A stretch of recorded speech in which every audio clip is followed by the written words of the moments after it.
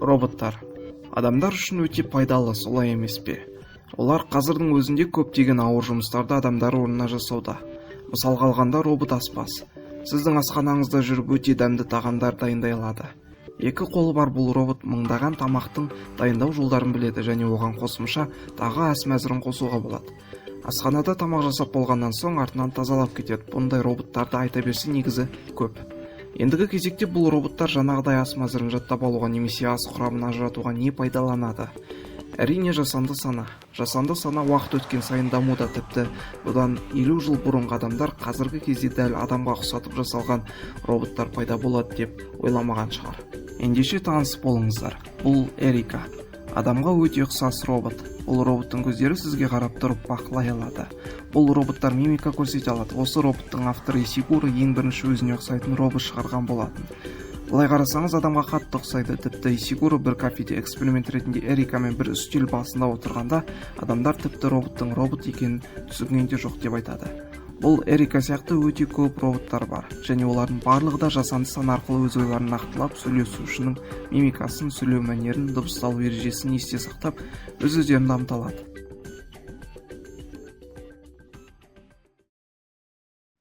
Роботтар осындай қарқындарын жалғастыра берсе не болады? Бүкіл жақтан алғанда адамдардан асып түсудің соңы жақсылыққа апармайтыны сөзсіз. Статистика бойынша жасанды сана 2020 жылға қарай адам санасының 10%-дай санаға ие болады. Ал бұл көрсеткіш 2050 жылға қарай 40%-ға дейін жетеді екен. Илон Масктың да ой бойынша адамзаттың ең басты жауларының бірі жасанды сана. Жасанды сана даму арқылы адамзаттың дамуы артта қалып қалмай ма деген қорқыныш туады. Роботтар көптеген жұмыс күштеріне пайдаланғанда адамдар жұмыссыздықты бастан кешуі мүмкін. Ал бұл жақсы нәрсе емес. Дегенмен бұған қарсы Марк Цукербергтің өз жауабы бар. Жасанды сана керісінше адамзатты дамытатын болады, ал адамзаттың ең басты жауы адамзат болып қала береді дейді. Болашақ еншісі уақыттың қолында. Роботтар және жасанды сана әлемде революция жасай ма әлде жоқ па тақырыбында өте көп пікірталастар жүріп жатыр. Бірақ Исигуроның сөзіне сенсек, адам болмаса жасанды сана да болмайды. Сондықтан бұл мүмкін емес нәрсе. Ал сіз қалай ойлайсыз?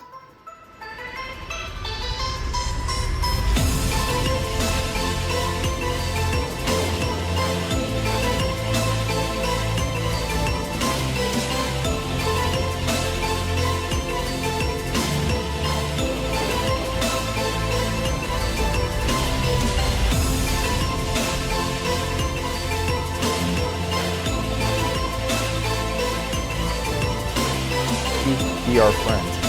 Do you want to destroy humans? Please say no. Okay, I will destroy humans. No, I take it back.